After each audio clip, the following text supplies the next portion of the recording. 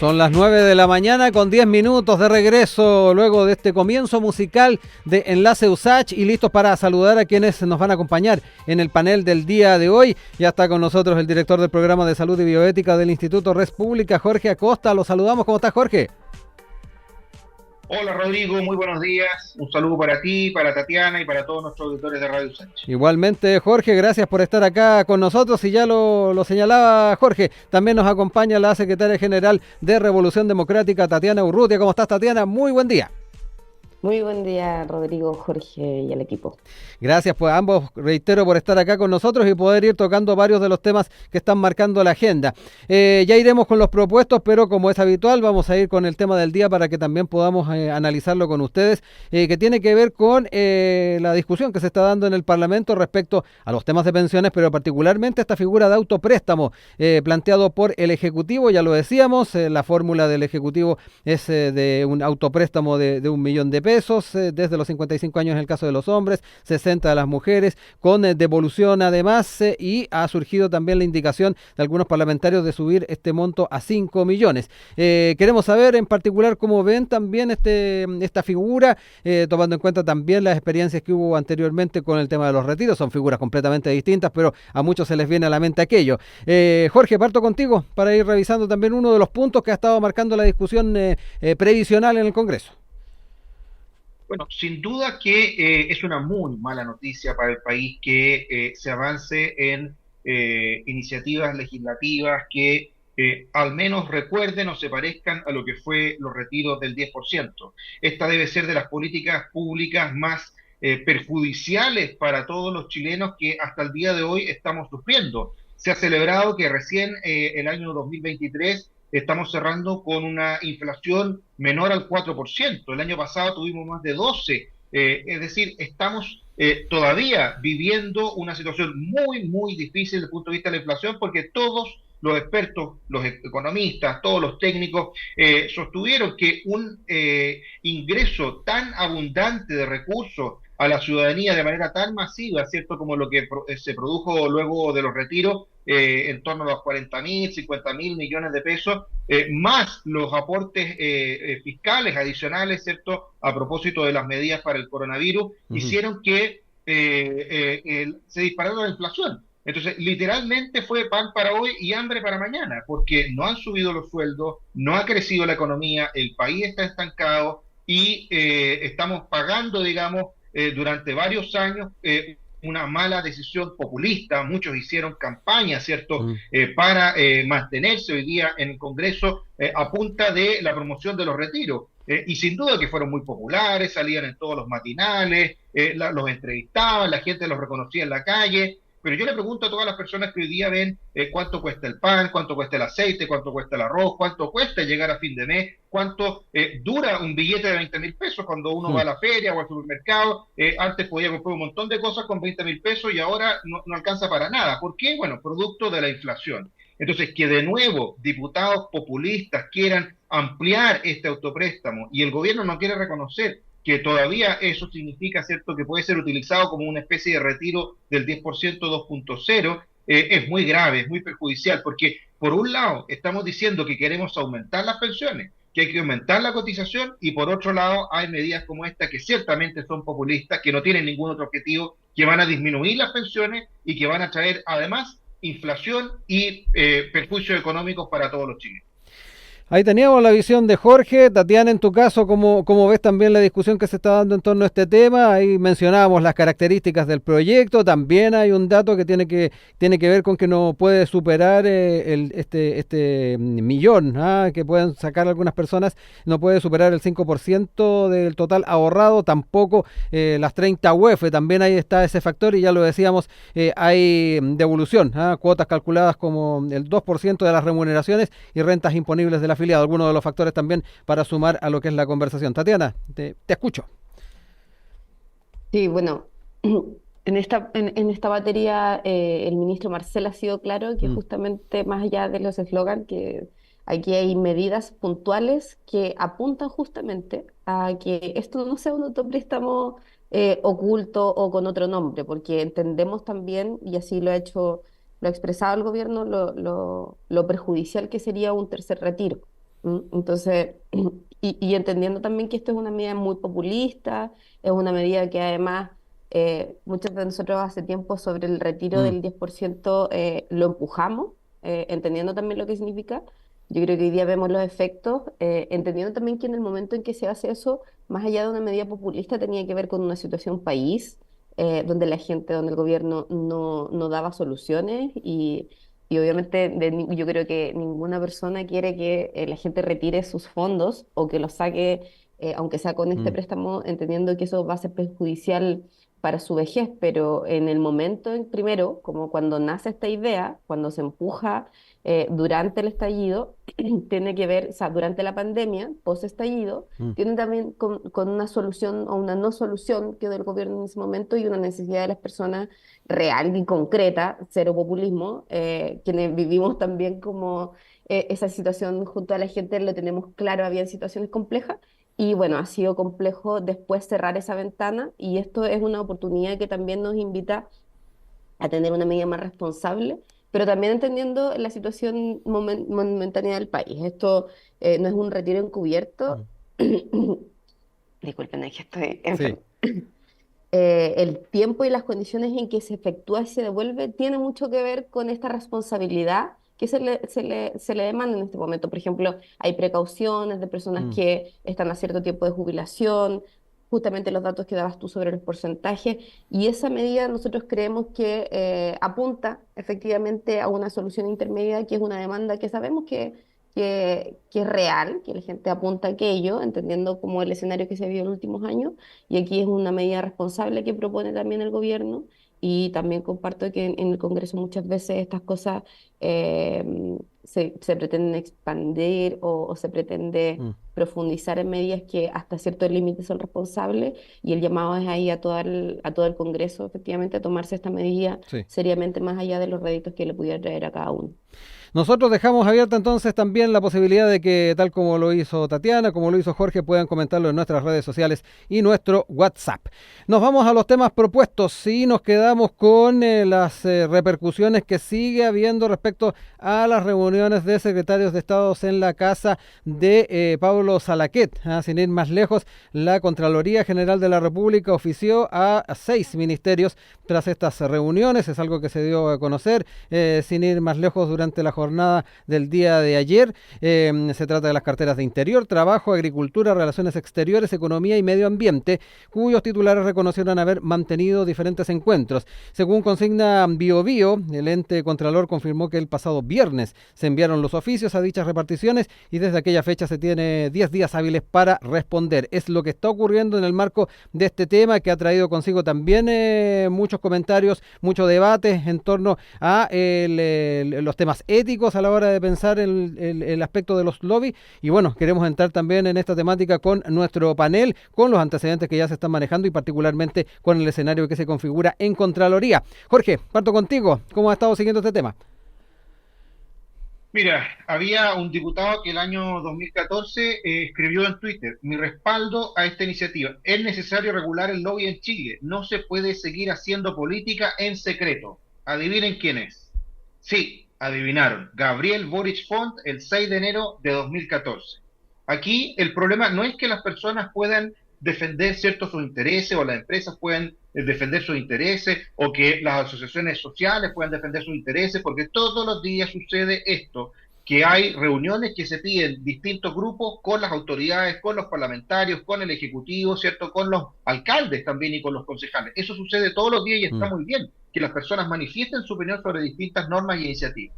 Aquí el problema de fondo es que hay un grupo político que es el Frente Amplio, que es Revolución Democrática, que es el partido del presidente de la República, que hicieron su carrera política durante años, durante décadas, pontificando y diciendo que venían a hacer nuevas todas las cosas, que no iban a estar permitiendo que existiera una cocina, criticaban la cocina de Saldívar, decían que todo se estaba haciendo de manera entre cuatro paredes, de que estaba siendo oculto, de que cómo podía ser que se resolvieran los problemas de las personas lejos del foro público y que se hicieran reuniones cerradas. Bueno, y resulta que una vez más, como ha caracterizado lo que ha sucedido en este gobierno, hemos visto que se pisan, ¿cierto?, la cola y terminamos viendo, ¿cierto?, una serie de ministros, tanto de la ex Concertación como del Partido Comunista, como del Frente Amplio, reuniéndose de manera secreta sin la utilización de la ley del lobby para conversar con empresarios que evidentemente eran conversaciones que tenían que ver con la industria y con la regulación.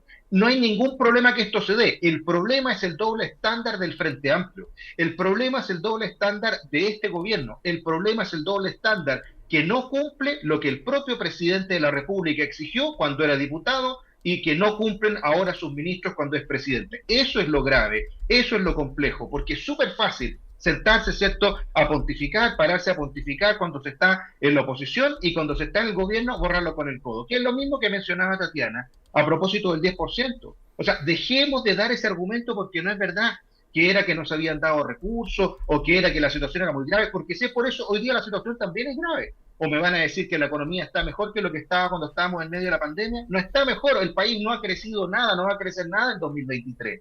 La verdad es que estamos en una situación gravísima. Entonces, perfectamente, si ese es el argumento, la situación compleja económica, bueno, le están dando pie para que los diputados populistas, que todavía hay muchos en el Congreso, ¿cierto? La Cámara de Diputados digan, bueno, frente a la situación económica, como este gobierno no está haciendo nada, entonces avancemos con el 10%. Mejor que reconozcan de una vez por todas que fue un error, que se equivocaron, que con eso le generaron un daño enorme a toda la ciudadanía, a los que sacaron los retiros, pero también a los que no los sacaron, y que tuvieron que pagar con la inflación, que es el peor de todos los impuestos, el más injusto de todos los impuestos, una situación como esta. Una vez más hay una contradicción en torno a lo que defendía el Frente Amplio y lo que ha hecho en la práctica sus ministros, sus mayores representantes políticos. Tatiana, te dejo ahí la palabra. Se hablaba de contradicciones, de pisarse la cola. ¿Cómo lo ves tú también, tomando en cuenta también los antecedentes que se han ido dando a conocer y en particular este ojo que está poniendo la Contraloría en lo que se dio en estas reuniones?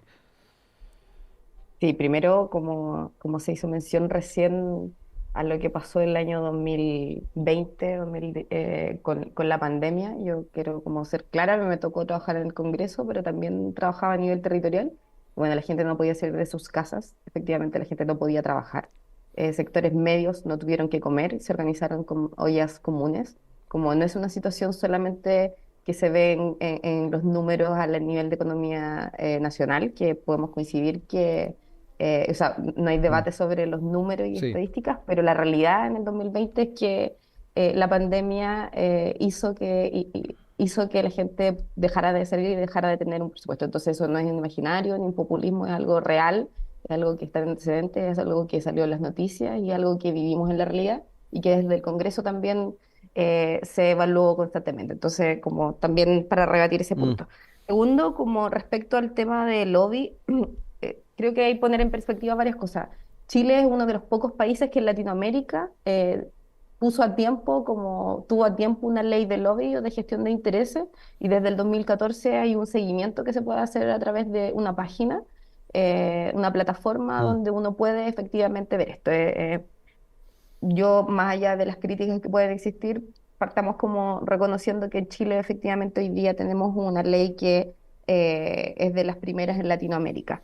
Segundo, tenemos claro también, la misma OCDE así lo ha manifestado, que hay falencias en esta ley y aquí, más allá de culpas, idas y de vueltas, que yo entiendo perfectamente, creo que en este programa Mm. lo hemos hablado varias veces sobre quién tiene la culpa, las oportunidades que se muestran en este momento son importantes, por ejemplo, respecto a que hoy día la ley obliga solamente al actor pasivo a ingresar. Esto quiere decir, por ejemplo, las autoridades.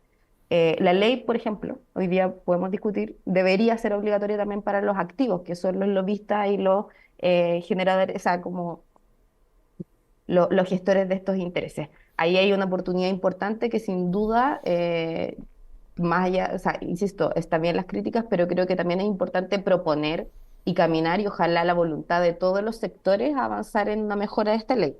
Y por otro lado, también hay otros temas que la OCDE también ha manifestado en esta materia, que son todos temas que la Comisión hoy día está viendo para hacer propuestas, la Comisión para la Transparencia, es que en otros países las agendas de los ministros de las autoridades son transparentes.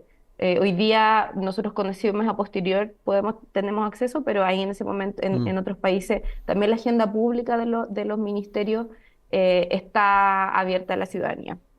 Y lo último es que y ahí puede haber una crítica de que no se ha fiscalizado en Chile respecto a a la ley del lobby. Entonces, yo compartiendo que hay límites claros sobre la ley, aquí no hay nada ilegal, sin duda para quienes hemos empujado la transparencia, y por cierto, el tuit que leyó Jorge en este momento tiene que ver con una profunda convicción de que queremos que la política sea más transparente con la finalidad de que la gente se sienta involucrada o se sienta que la política le sirve. Más allá de tirarle como la cadena a todos los políticos, creemos que esas son oportunidades hoy día en avanzar, a fomentar, a transparentar. Y bueno, yo veo que hoy día, a diferencia de otras veces, coincidimos en mayor transparencia, y esa creo que sin duda es una oportunidad para avanzar en el Congreso. Jorge, te vuelvo a dar la palabra. Ahí también Tatiana entraba en el análisis de no solamente el escenario actual, las oportunidades, las posibilidades que se abren en los temas vinculados a lobby y particularmente a transparencia. Te dejo ahí la palabra.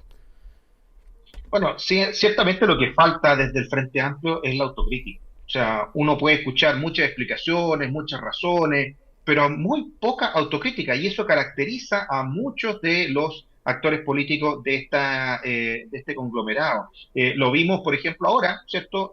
Tatiana no se hace cargo de lo que es el contraste entre lo que se proponía antes y lo que sucedió ahora. Vimos que, por ejemplo, ayer Giorgio Jackson sale victimizándose, diciendo que él es la gran víctima en esta situación y por eso se va a querellar con todo el mundo, pero en realidad no se hace cargo de lo que ha significado que al interior de su partido, ¿cierto?, haya una expresidenta que esté involucrada en un hecho tan grave como el de Democracia Viva, un Sereni, una ex subsecretaria. Simplemente pareciera ser que da a entender que son Fidel Espinosa y la UDI los que obligaron a Catalina Pérez y Daniel Andrade a organizar esta organización ilícita para delinquir en Antofagasta en contexto de Democracia Viva. Vemos, por ejemplo, ahora la situación compleja, ¿cierto?, que se está viviendo en torno a la situación del lobby, y no hay ninguna autocrítica. Entonces, lo que uno espera de autoridades es que no solamente reconozcan que se equivocaron, sino que también reconozcan que su crítica fue destemplada en su tiempo, que fue inapropiada en su tiempo, y que además cometieron un error, porque lo mismo que pasó, por ejemplo, con el tema del litio. ¿Cuánto se criticó a Ponce Lerú, a SQM? Y resulta que hoy día tenemos al presidente Gabriel Boric firmando un contrato con Ponce Lerú, con SQM, por los próximos 30 años. Tanto se criticó la constitución de Pinochet y resulta que salieron a promover la constitución de Pinochet como no tan buena, incluso dijeron chilete, como dijo Vidal. Entonces, esto de nuevo, de escribir con la mano y luego borrar con el codo tan rápido, ha significado horadar la credibilidad del Frente Amplio de una forma insospechada. Yo creo que simplemente tirando la pelota para el córner no va a ser suficiente, y eso les va a generar un problema en el futuro. Este año tenemos elecciones municipales, tenemos elecciones de concejales, de gobernadores, de consejeros regionales, y el próximo año tenemos las elecciones generales, la elección presidencial y la elección en el Congreso. Por lo tanto, yo creo que tiene que haber una revisión muy profunda del actuar político del Frente Amplio, porque en tan solo 2 años han logrado defraudar no solo a la ciudadanía, que los tiene con un 60% de reprobación en el gobierno, sino que también ha logrado defraudarse a ellos mismos, porque si midiéramos el gobierno de Gabriel Boric bajo el riguroso y estricto, digamos, esquema de evaluación que tenía el diputado Gabriel Boric, este gobierno no llega al 4. Tatiana, ya para ir cerrando además este bloque al menos, varias cosas, se vuelve al tema de la apreciación que se tenía desde los sectores del Frente Amplio en algún momento a lo que eran ciertos usos y costumbres a nivel estatal. Lo traía a colación ahí Jorge, insistió también en lo que pasa en torno a los temas vinculados al lobby. ¿Cuál es la lectura también que se hace? Porque él traía a colación de qué manera se van a enfrentar a futuro eventos eleccionarios con la mirada que tal vez algún sector de la población está teniendo a este actuar y esta visión en algunos temas. Que bueno, me impresiona, creo que es primera vez que en un panel habíamos sido tan beligerantes en cuanto a como hablando de una materia en particular, con datos, con números, con hechos, recibir esto y me veo obligada a responder como lo que se acaba de decir respecto a Giorgio. Me parece que es complejo que en política sigamos con esta con esta voluntad solo de que lo que importa es ver caer al otro, porque eso es lo que yo escucho en toda la palabra que vi recién. Hablamos de Giorgio como una víctima, como supuestamente una víctima, creo que, y lo he escuchado en varios lugares, una de las mejores entrevistas que Giorgio Jackson ha dado el último tiempo, haciéndose cargo también de los 12 años de historia que tenemos en política y él en particular en primera línea. Tenemos claro que la derecha pidió su salida a cambio de conversar con pensiones y aún no se sientan a conversar de pensiones. La semana pasada Mm. vimos cómo hicieron un show mediático donde se pararon y no quisieron efectivamente votar ni seguir dialogando respecto a las pensiones. Todo este tema de RD, como que Giorgio tuviera que hacerse cargo. Giorgio es un militante más de un partido y él no tiene por qué hacerse cargo. Para eso está el partido y el partido tomó las medidas, como ningún otro partido en este país. Expulsó a los dos miembros que estaban involucrados. Hay una medida cautelar, porque también entendemos que hay derechos y hay una medida cautelar sobre la diputada. Hemos colaborado desde el día uno con la justicia, nos hemos querellado, que dista mucho de lo que la historia política en este país ha hecho y por sobre todo la derecha ha hecho. De la autocrítica, yo no sé qué más esperan. Si lo que esperan es que dejemos el poder porque no les acomoda a algunos que vinieron, que les podemos incomodar, creo que estamos claros que todos cometemos errores. Lo importante es cómo reaccionamos ante esos errores. Eso creo que es una Mm. filosofía de vida en general, porque ningún partido ni ningún sector puede asegurar que no se pueden cometer errores. Y nosotros, si efectivamente basamos un discurso porque era importante, es un golpe dura, sin duda lo que sucede con el caso convenio, pero nos hemos hecho cargo y hasta el día de hoy nos hemos hecho cargo y hemos impuesto todos los antecedentes ante la justicia. Entonces, creo que es Ujú. importante también cuando hablamos de políticas públicas que podamos dejar un poquito la voluntad de querer ver al otro doblegado, porque eso es lo que yo escucho cuando escucho permanentemente. No sé qué otro presidente ha sido tan autocrítico respecto a su gestión previa. El presidente una y otra vez ha hecho autocríticas de cuando fuimos oposición, también entendiendo que hay experiencias y hoy día se ve las cosas y de otro modo y hemos sido autocríticos. Dentro del Frente Amplio podemos ver entrevistas de muchos figuras públicas, últimamente también Mm. de Tomás Bodanovich. Entonces, me parece que es importante volver a los debates con todas las críticas que yo pudiera traer aquí sobre la derecha o sobre el manejo, pero creo que este tipo de cosas nos hace mal. A mí me gustaría, por ejemplo, Ujú. haber escuchado propuestas, si es que le parece a Jorge, si estamos de acuerdo o no, que es la oportunidad de crecer en esta ley y mejorarla como las sugerencias de la ONU. Así que creo que eso es lo que tengo que agregar Mm. respecto a lo que, a lo que dije, porque también di mi Sí. postura respecto a la temática en la palabra anterior. 9 de la mañana con 37 minutos. Estamos de regreso con ustedes acá en nuestro panel del día de hoy de Enlace USACH. Recordándoles que nos acompaña la secretaria general de Revolución Democrática, Tatiana Urrutia, y el director del programa de salud y bioética del Instituto Res Pública, Jorge Acosta. Vamos a ir con el segundo tema que tenemos para el día de hoy y particularmente con este llamado que surge desde el Colegio Médico. Está pidiendo acuerdo con todos los actores para abordar el tema de las listas de espera. Esto luego de que un informe de Contraloría detectara al menos 100 cirugías a funcionarios y sus familiares que se saltaron estas listas. En ese sentido, Patricio Mesa, quien está en la cabeza del gremio, dijo que la situación es un problema multifactorial y que se debe abordar con urgencia, pero para eso necesitamos voluntad de todos. Es parte entonces de lo que dejó entrever el presidente del Colegio Médico en torno a esta temática que la conocimos, sin ir más lejos, a principio de semana, a propósito además de estos datos entregados por Contraloría General de la República y que queremos empezar también a analizarlos el día de hoy. Jorge, quiero entrar también nuevamente contigo, tomando en cuenta también el vínculo con los temas de salud que tienes, también los antecedentes que nos puedes ir aportando en torno a esta temática que, tal como lo decía la nota que lo dio a conocer esta semana el Mercurio, surge de una investigación o de los datos que se recogieron en el Hospital Sotero del Río. Pero me quedo contigo también para ir viendo las posibilidades de ir tomando este tema y buscándole solución. Ahí el doctor Mesa daba cuenta de las posibilidades de verlo con todos los actores. ¿Cómo lo ves tú también en el entendido del conocimiento que tienes también del mundo médico?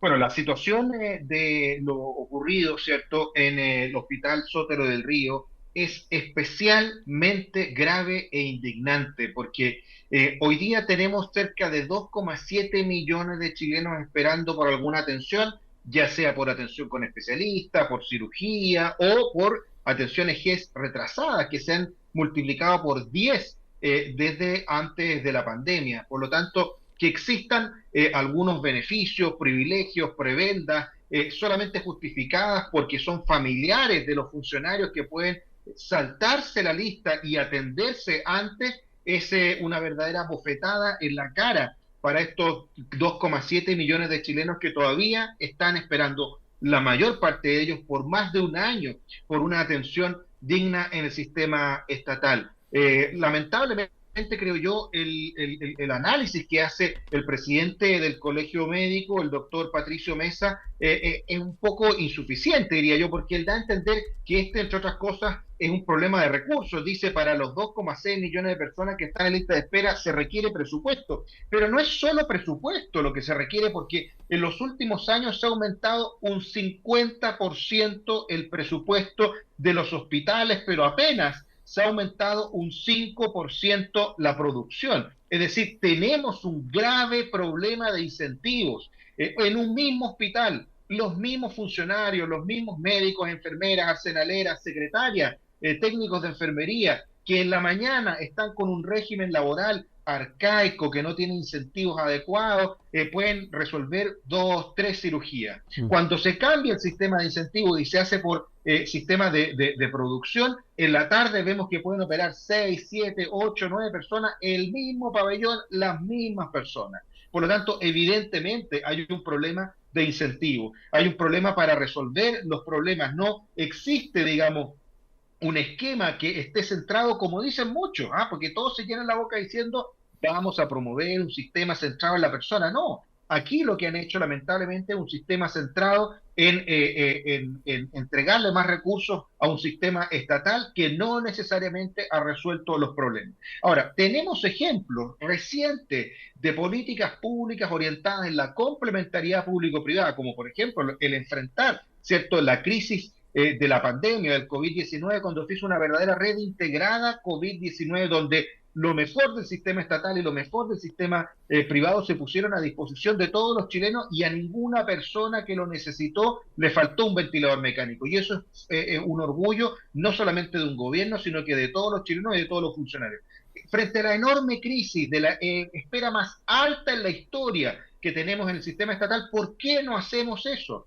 Disponer no solamente los recursos, sino que los incentivos y toda la red pública y privada para resolver estas listas de espera. Existen estudios como los que se ha realizado por la Universidad Católica junto con el Banco Interamericano del Desarrollo, que muestran que con los mismos recursos, pero con un sistema adecuado de incentivos, se puede disminuir en un 60% las listas de espera. Por lo tanto, las fórmulas existen, lo que importa es tener el liderazgo que no se ve al interior del gobierno y del Ministerio de Salud, y también la decisión de resolver este problema, porque evidentemente existen las herramientas, pero se deben adecuar los incentivos y se deben también disponer los recursos públicos y privados para resolverlo. Un último ejemplo. ¿Sí?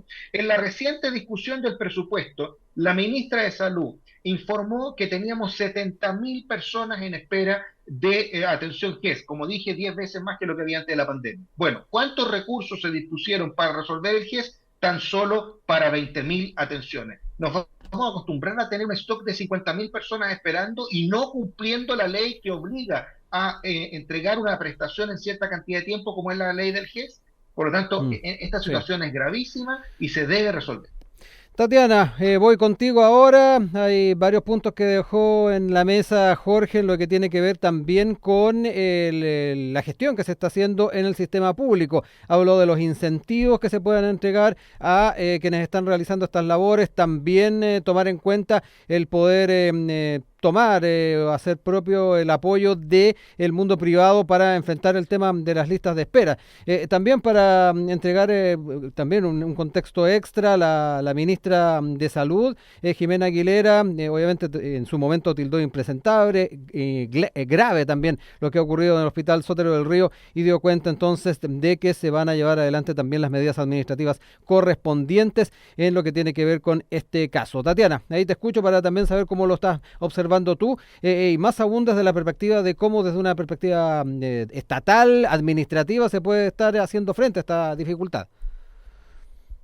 Sí, yo creo que coincidimos en la gravedad de los hechos. Evidentemente, la salud es una de las materias que más nos importa a la ciudadanía en este país. eh, y es un tema que, por cierto, no parte hace 2 años con este gobierno, sino que es algo que se arrastra de larga data, dado que tenemos un sistema bien complejo a diferencia del resto del mundo prácticamente. Para empezar, creo que la gravedad de los hechos tiene que ver, primero, creo que al mismo tiempo es Mm, una muestra de la urgencia y de la saturación del sistema.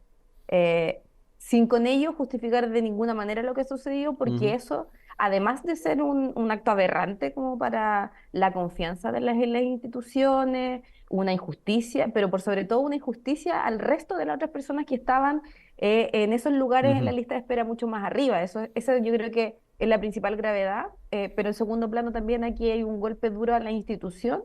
Y eso es algo que nos molesta siempre, independiente del tipo porque entendemos que las instituciones queremos que funcionen, como republicana, en el sentido del respeto a las instituciones. En ese sentido, yo creo que tenemos ahí un tema que compartimos en común. Pero, como siempre, tratamos de hablar hacia las mm, propuestas y hacia dónde caminar. Es importante, yo escucho cuando escucho a Jorge como finalmente hay una molestia de la inyección a los recursos estatales, que finalmente tiene que ver con la ideología que nos separa mm, claramente y cada vez que conversamos de lo público, ese problema que hay inyección, nosotros creemos que hay que fortalecer el sistema estatal con modificaciones evidentemente, pero que no, el problema no es la cantidad de recursos no es lo poco no es lo mucho que se inyecta al sistema estatal, sino que todo lo contrario. Pero de las cosas que son importantes para esta materia, creo que tenemos dos cosas. Una, que hablábamos sobre el caso del COVID y las vacunas. Yo creo que ese es el mejor ejemplo de efectivamente de cómo debería funcionar. Y eso sucedió porque había un sistema único e integrado, que también ha sido conversado, ha sido descartado muchas veces cuando toca a este gobierno poner propuestas, pero un sistema único integrado es como funciona el COVID, es como creemos que Chile tiene que funcionar. Quienes más necesitan la atención médica son quienes debieran primero acceder y no como funciona hoy, que finalmente son quienes tienen más recursos y pueden atenderse en el privado, y desde ahí finalmente se salva el quien pueda de acuerdo al tamaño de su bolsillo. Eso ujú, como coincidiendo que la gestión del COVID tiene que ver también con un sistema que hoy día no hay capacidad. Me sorprende que se le tilde a este gobierno como que no ha hecho nada, como que no hubiera voluntad. Si la fórmula existe, a mí me extraña por qué entonces no se hizo en el gobierno anterior, en el anterior, en el anterior, donde han estado todos los sectores representados.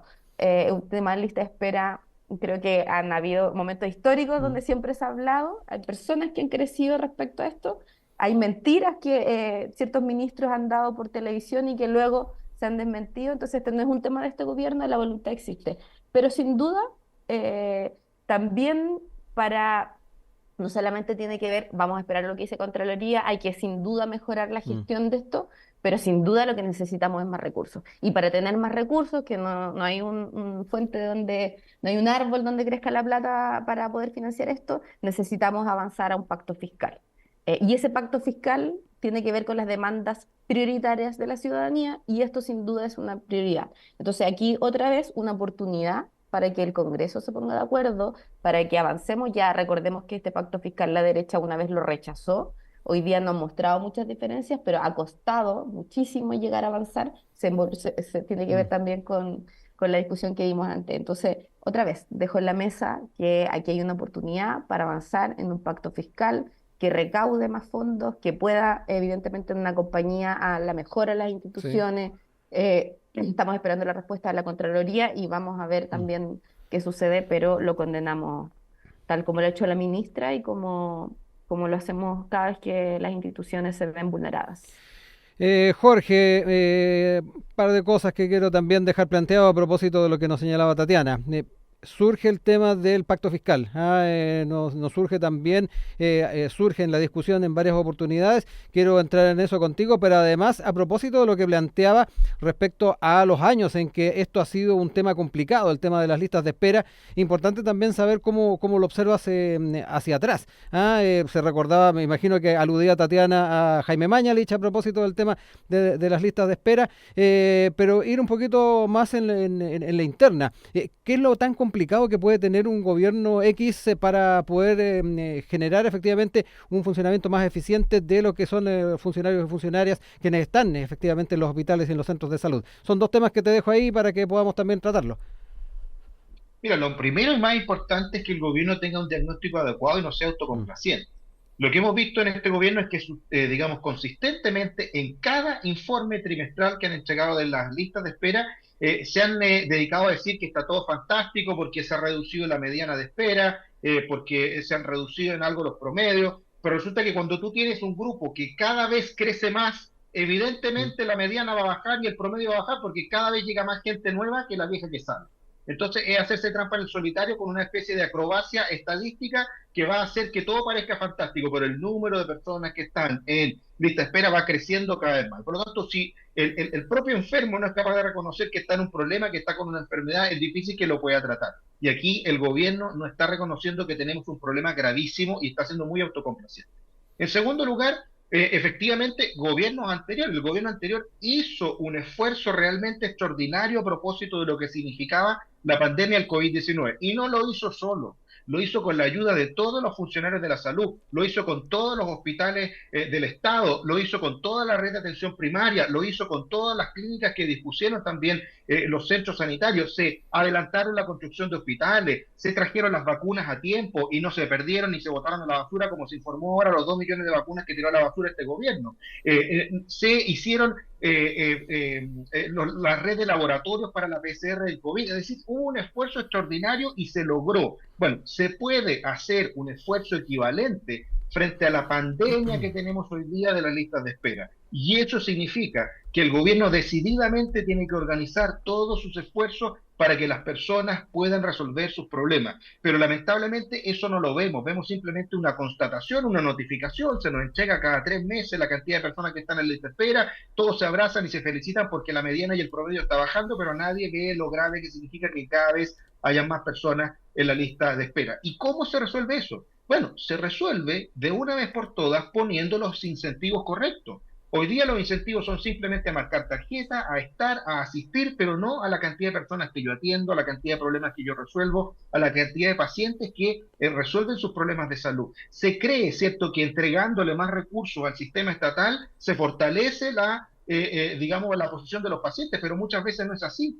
porque vemos que hay hospitales que no utilizan los recursos como corresponde, como acaba de pasar en el Hospital Sotero del Río, donde los recursos que tenían que ir para aquellos pacientes que estaban esperando más tiempo terminaron yendo para privilegiar a aquellos pacientes que eran familiares. O incluso, ya lo dije anteriormente, la pérdida de recursos es brutal. Se calcula que son cerca de 28.000 millones de pesos que se perdieron en vacunas que se tiraron a la basura. Sí.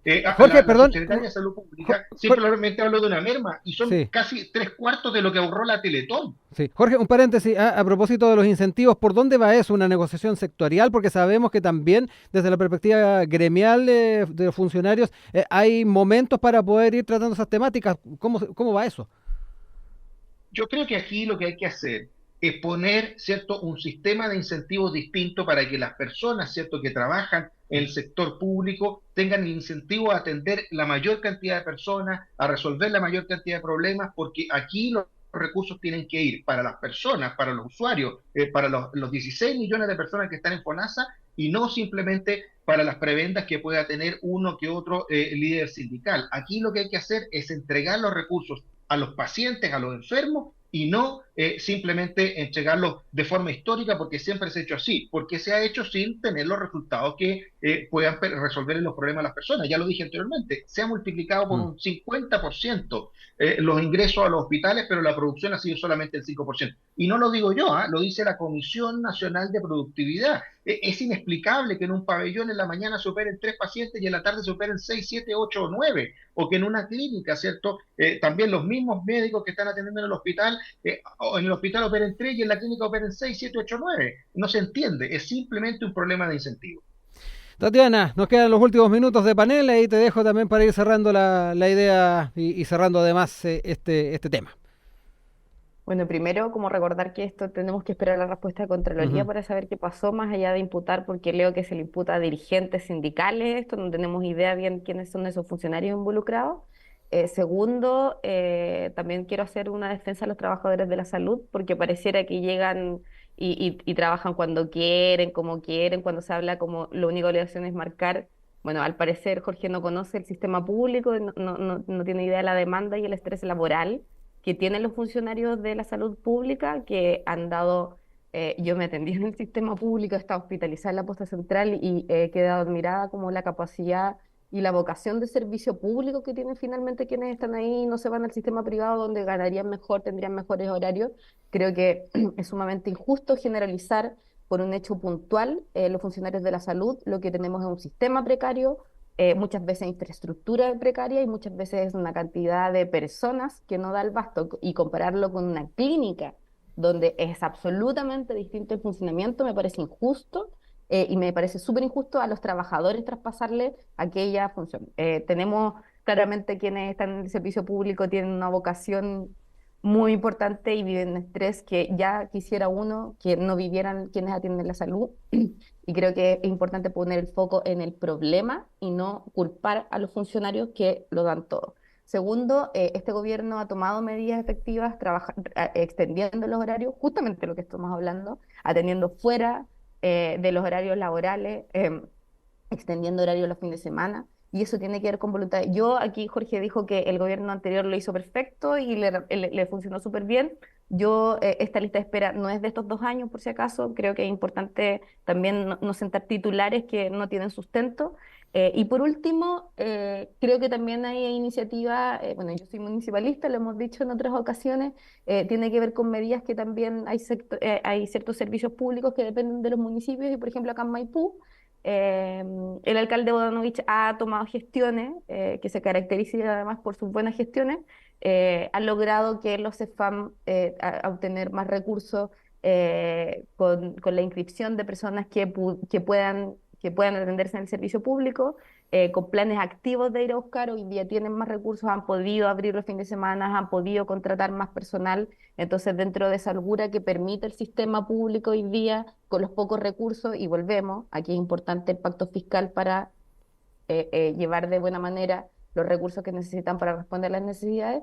También creo que es importante poner el foco de lo que se está haciendo a nivel local y efectivamente atender que hoy día hay una mayor demanda por cirugías, hay una mayor demanda, pero también tenemos que recordar que hubo 2 años de la pandemia que nos perjudican en todos los sectores, educación, salud, y salud es una de ellas también donde se vienen arrastrando listas de esperas porque acuérdense que dejó de funcionar el sistema para muchas otras cosas y obviamente eso aumentó la gravedad y aumentó una lista de espera en otras materias que no fueran el COVID.